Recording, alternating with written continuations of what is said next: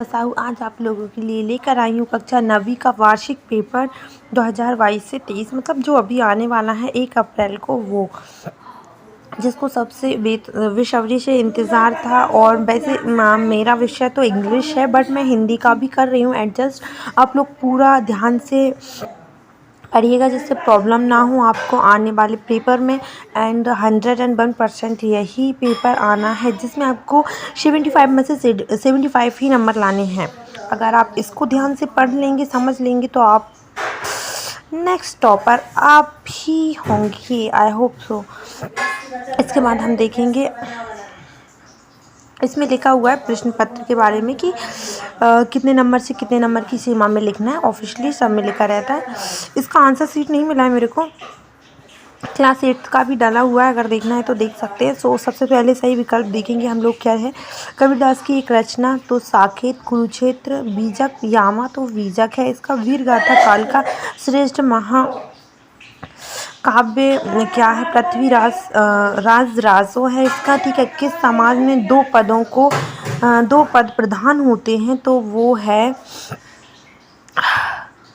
ये उसमें बताया गया है कि आप अगर अच्छा करेंगे तो आई होप कि आप ही टॉपर रहें। और दो शब्दों अगर कोई भी मतलब पुरुष में दो पद प्रधान होते हैं तो क्या होता है, द्वंद्व युग होता है वहाँ पर।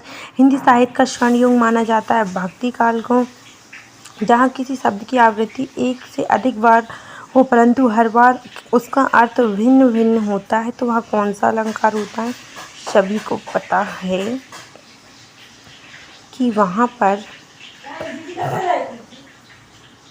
यमक अलंकार होता है। एक मिनट में, वहाँ यमक अलंकार होता है। और इसके बाद ये क्या दिया हुआ है, तिब्बत से सबसे खतरे की जगह है डांडी, तिड्री, भीट, थोइला। तो इसमें है डांडी, लेकिन आप लोग एक बारी कंफर्म कर लेना, मेरे को कंफर्म इतना नहीं है, बस मैं आपको क्वेश्चन बताती जा रही हूँ। नेक्स्ट देखेंगे इसकी शब्द रिक्त स्थानों में सही शब्द चुनकर लिखिए, मतलब खालिस्तान है ये। प्रेमचंद्र का जन्म कहाँ हुआ था, तो बनारस में हुआ है, ये लिखा हुआ है। ज्ञान मार्गी भक्ति धारा के प्रतिनिधि कवि कौन है, शायद इसका है ज्ञान मार्गी भक्ति धारा के प्रतिनिधि कवि हैं कबीरदास है शायद। एक बार कंफर्म करते जाना, मुझे इसका नॉलेज नहीं है, बट पेपर यही आना है, ये कंफर्म है। इसके बाद रस को काव्य की, ये तो पता है, आत्मा बोलते हैं। लिख लेना यार, लिखा नहीं रहा है इसमें कैसा। संचारी भावों की संख्या, ये तो सबको पता है, 33। वे शब्दांश जो शब्द बनाते समय आरंभ में लगते हैं कहलाते हैं उपसर्ग कहलाते हैं। ठीक है, रिक्शा मोड़ हम खालिस्तान सिनेमा हॉल से गांधी नगर चलेंगे, तो कौन सा सिनेमा हॉल था, ये पार्ट है शायद, इसमें है अप्सरा। एक बारी कंफर्म कर लेना, बाकी अप्सरा डेफिनेटली है। अभी नेक्स्ट देखेंगे इसका सही जोड़ियाँ। इंद्र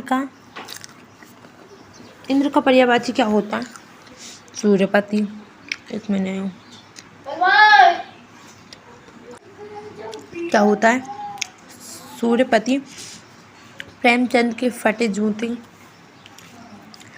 ये किसने लिखा है, मेरे को नॉलेज नहीं है, मैं बताती जा रही हूँ। इसका पता है मुझे, निरोग का, तो ये 5 है। नॉलेज ऐसा नहीं है कि पेपर यही आना है, बट ये नॉलेज नहीं है किस में क्या आना है, क्योंकि मैंने इसके लेसन नहीं पढ़ा है इसीलिए। बाकी अगर आपको इंग्लिश का 9th का पेपर चाहिए तो मेरे को मैसेज कीजिएगा, कमेंट में बताइएगा, बिकॉज उसका मेरे पास है और वो अपलोडेड भी होने वाला है। ठीक है, इसके बाद उल्लू बनाना मतलब मूर्ख बनाना, ये तो सबको आता है। इसके बाद ये जो आपको पार्ट में से दिए गए हैं, ये पार्ट के नाम ही किसने लिखे हैं, ये आप लोग देख लीजिएगा एक बारी, हिंदी में फर्स्ट में ही बताते हैं वो लोग, सो वहाँ पर एक बारी देख लेना। ठीक है, इसके बाद ये एक शब्द में वाक्य है, इसका फर्स्ट कहाँ गया, चरण सरोज पखारन लागे में कौन सा अलंकार है, तो इसमें है रूपक अलंकार। ये तो बहुत फेमस है इनका, रूपक अलंकार। मनुष्य ईश्वर को कहाँ कहाँ ढूंढता फिरता है। एक ही वाक्य में है। बालों के साबों में कौन सा अलंकार है। टीला खड़ा होने का मुहावरे का अर्थ है। ये सभी पार्ट में से दिए गए हैं, एक बारी चेक कर लेना, और ग्रामर में से भी दिए गए हैं, ठीक है। इसके बाद हम देखेंगे 5th क्वेश्चन। इसमें लिखा हुआ है सत्यराम स्वरूप की पत्नी का नाम प्रेमा था। सत्य बोला गया है, एक बार ही कन्फर्म कर लेना आप लोग। बाकी ये सभी पार्ट में से दिए गए हैं। झूले बेलों को देखकर गदगद हो गया था सत्य। मोटाई शब्द में ई प्रत्यय है सत्य। अड़ियल शब्द का अर्थ हठी है सत्य। छंद को पढ़ने का प्रभाव लय गति कहलाता। I hope so but I don't know, confirmly मेरे को नहीं पता है, ठीक है। राम भक्ति शाखा में के प्रमुख कवि सूरदास जी हैं। शायद नहीं, दूसरा है इसमें। इसका तुलसी ये सूरदास जी नहीं है, इसका तुलसीदास जी है, क्योंकि वो ही थे राम भक्ति शाखा के। प्रेम भक्ति शाखा के शायद सूरदास जी थे, और ज्ञान मार्गी के हैं कबीरदास जी मोस्टली। इसके बाद छंद को पढ़ने का प्रभाव ये हो गया है। अभी इसके बाद शॉर्ट क्वेश्चन है जो 2-2 नंबर के आते हैं। इसमें आपको 1 से 2 लाइन लिखनी रहेगी बस। क्या है, फर्स्ट में कवि ने हथकड़ियों को गहना क्यों कहा है, ठीक है। और इसके अथवा में दिया जाएगा अरहर और सनई के खेत कवि को कैसे दिखाई देते हैं, ठीक है। और हाँ भाई, कोई भी चूकना नहीं, जो भी आपके फ्रेंड्स है सबको शेयर कर दो, बिकॉज ये मोस्ट इम्पोर्टेंट नहीं, यही पेपर आएगा डेफिनेटली है, ठीक है, कोई डाउट नहीं है। काव्य किसे कहते हैं, उनके भेदों का नाम बताइए। और हाँ, 7th क्वेश्चन क्या रहेगा, छायावाद की 2 विशेषता आत्मा में आएगा, और एक और आएगा शायद महाकाव्य की परिभाषा लिखो, ऐसा कुछ है। दोहा की परिभाषा उदाहरण शायद या तो ये कर दो या ये कर दो, दोनों ही सिंपल है। 2-2 मिनट के, वो 2-2 लाइन के क्वेश्चन है, आपको प्रॉब्लम नहीं होगी, ठीक है। इसके बाद 8th क्वेश्चन ये हो गया है, ये वाला मैंने बता दिया। उत्प्रेक्षा अलंकार की परिभाषा उदाहरण सहित लिखिए। आप मेरे हिसाब से ये ठीक है। महाकाव्य और खंडकाव्य में कोई 2 अंतर, महाकाव्य में 7 खंड होते हैं, खंडकाव्य में 1 ही खंड होता है। महाकाव्य छोटा होता है, महाकाव्य बड़ा होता है, खंडकाव्य छोटा होता है। कितना सिंपल है ये, तो आप लोग ये भी लिख सकते हैं, जो भी आपको लगे, जो भी कंफर्ट जोन में हो वो लिख लीजिएगा। काल के 2 कवि एवं प्रत्येक की 2 रचनाएं लिखिए। या रस किसे कहते हैं, किसे कहते हैं, वो सही रहेगा।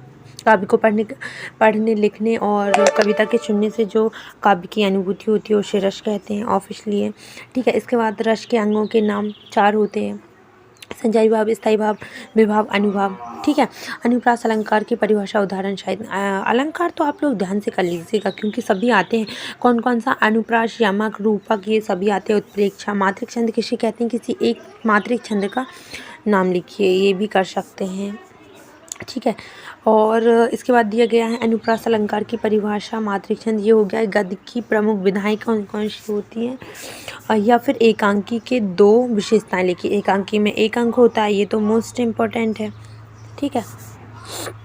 और देख लीजिए, आपको जो सुटेबल लगे, आपने जो पढ़ा हो वो लिख लीजिए। निपात शब्द किसे कहते हैं, उदाहरण शायद लिखिए, ये पार्ट में से दिया गया।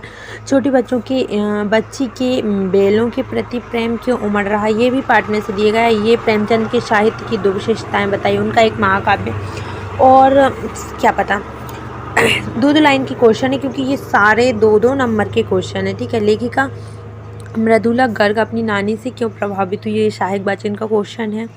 इसके बाद आप देखेंगे मुहावरे, इसके अर्थ में ये भी लिख सकते हैं, मुहावरे एवं लोकोक्तियों में अंतर लिखिए, ठीक है। आपको ये अच्छा लगे तो ये लिख दीजिए। सभी 2-2 नंबर के हैं यार, सिर्फ 2 मिनट का क्वेश्चन है, बाकी तो आपको करना ही है।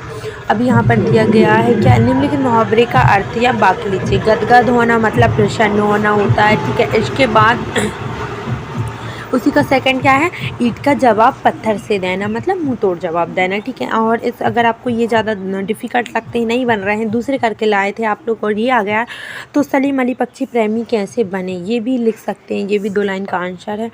इसके बाद संधि व समास में अंतर, या फिर इसके अथवा में क्या आया है, कांजी हौज में कैद पशुओं की हाजिरी क्यों ली जाती थी। अभी देखो ये 2 नंबर का क्वेश्चन है, ये नहीं किया तो क्या किया, यहीं से तो नंबर आप लोग निकाल सकते हैं। अभी 3-3 नंबर वाले क्वेश्चन है, इसमें सबसे पहले कौन सा है, विराम चिन्हों का प्रयोग कीजिए। ठीक है, तो निम्नलिखित वाक्यों में विराम चिन्ह का प्रयोग कीजिए। क्या वह खाना खाया, अरे तुम करें, अरे तुम कौन हो, कुत्ता, शेर, बिल्ली, पशु है। तो ये है 3 नंबर का, ये तीनों आपको करनी पड़ेंगे। और इसके अथवा में क्या है, आपकी शाला में हेलन केलर की तरह का कोई भी विद्यार्थी हो तो आपका उसका सहयोग कैसे करेंगे। ठीक है, ये पार्ट में से लिया गया है। इसके बाद 19 क्वेश्चन देखेंगे क्या दिया गया है, ये भी 3 नंबर का है। निम्नलिखित शब्दों का उपयोग करते हुए एक कहानी बनाना। इनका सबका ये सबसे ईजी है, इसके अथवा में भी मत करो यार। अपनी माँ से जन्मदिन की तैयारी के लिए क्या किया गया संबंध, या तो ये कर दो, ये भी बहुत सिंपल है। और अगर ये करना है तो ये भी मेरे हिसाब से ये करिएगा, क्योंकि ये इसी में आप लोग नॉर्मल आप कर देंगे। ठीक है, फिर इसके बाद देखेंगे हम 20 क्वेश्चन। तो इसमें क्या दिया गया है, यातायात के नियमों पर एक अनुच्छेद लिखिए। यातायात मतलब समझते ही होंगे आप लोग।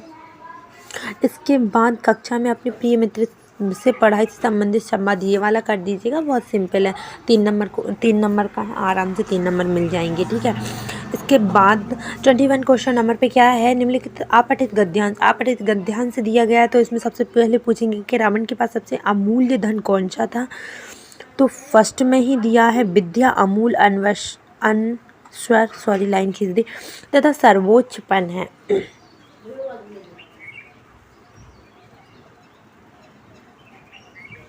ठीक है, इसके बाद आपको दिया गया है कि पूरा सारांश लिखना है, छोटा सा है।